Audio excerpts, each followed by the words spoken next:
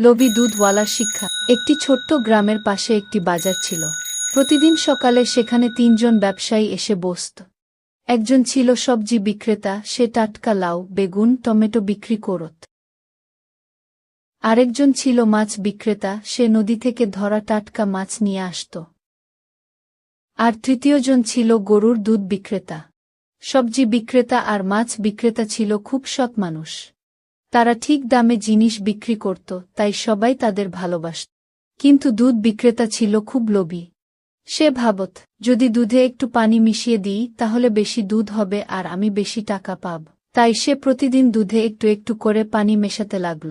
প্রথমে কেউ বুঝতে পারল না, কিন্তু কয়েকদিন পর মানুষ বলা বলি করতে লাগল, আজকাল দুধটা খুব পাতলা লাগছে। একদিন বাজারে একজন বুদ্ধিমান বুড়ো লোক এলো। সে দুধ কিনে একটু দেখে বলল, এই দুধে তো অনেক পানি মেশানো। সবাই তখন দুধওয়ালার দিকে তাকাল। লজ্জায় তার মাথা নিচু হয়ে গেল।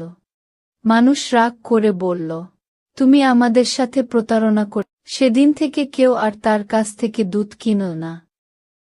আর সবজি বিক্রেতা আর মাছ বিক্রেতার দোকানে ভিড় আরও বেড়ে গেল। লোভী দুধওয়ালা তখন বুঝল তার ভুল। সে সবার কাছে ক্ষমা চেয়ে বলল, আজ থেকে আমি আর কখনো প্রতারণা করব না গিয়ে। তারপর থেকে সে খাঁটি দুধ বিক্রি করতে লাগল। ধীরে ধীরে মানুষ আবার তার উপর বিশ্বাস করতে শুরু করল। শিক্ষা: লোভ করলে শেষ পর্যন্ত নিজেরই ক্ষতি হয়। সততা সব সময় মানুষের সম্মান বাড়ায়।